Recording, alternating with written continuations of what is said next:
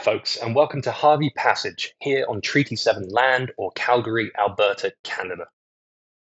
My name is Jordan, and this is the Landscape Examiner, where we take a deeper look at the landscapes designed in and around our cities. Harvie Passage is a complex and intensive restoration and reinvention project on this section of the Bow River. It occurs at a pronounced meander in the river, in Calgary's southeast, next to the community of Inglewood. It's a location that has been burdened over the decades by a large number of infrastructural impositions, from the convergence of roads, railways, bridges, and pedestrian circulation, to the weir that turned this part of the Bow River into a deadly trap for unsuspecting rivergoers. The weir was built over a century ago to divert water into irrigation channels for surrounding agricultural land. In 2009, decades of advocacy, plans, and fretting about expense culminated in the construction of a diversion channel for rivergoers, as well as structural changes to the primary weir channel to reduce the danger. For simplicity, I'll refer to the diversionary channel as the South Channel and the primary river channel as the weir channel from here on. The intensive renovations provided scope for recreational considerations, which became a major programmatic direction for the project.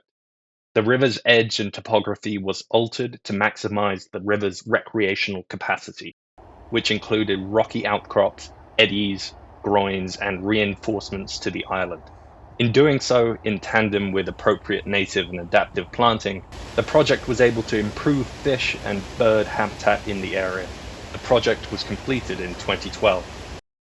However, the 2013 flood will once again rear its ugly head on this channel, as it destroyed the newly constructed infrastructure and opened up the longer historical South Channel that extended further south around the river bend and had formerly been blocked off by human and beaver activity.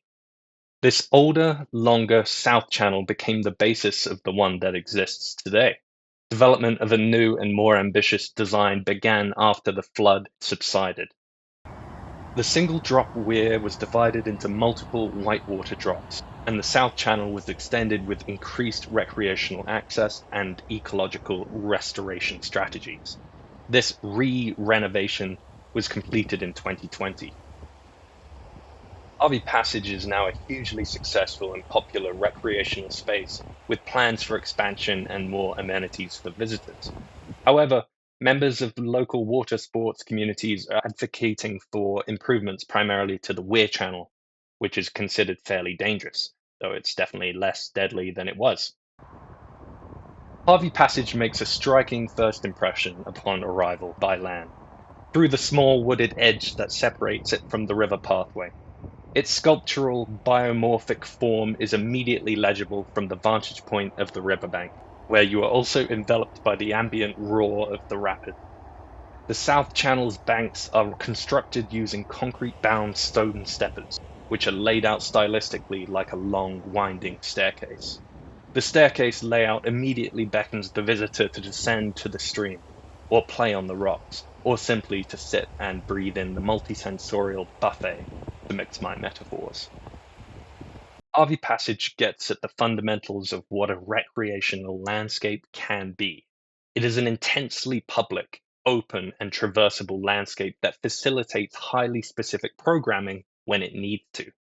Highly successful recreational landscape can engage a passive guest while providing the structure required for organized activity. In this case, the water leads a dance that can be passively enjoyed ambiently as a solo, or can be accompanied actively as a partner. The entire landscape around the water facilitates the dance in an imperfect but intentional way. Multisensorial engagement heightens the immersibility of a landscape, and kinesthetic engagement heightens it further still. This is a place you can stay and enjoy for hours. However, it is a landscape enjoyed best at the scale and speed of movement and activity. Look too close and the abundance of concrete becomes more evident, and some applications are messier than others. It is structurally necessary for the sort of sculptural fortification that composes the channel, but the abundance of cast-in-place concrete can become as visually abrasive as it is physically for those playing in the water.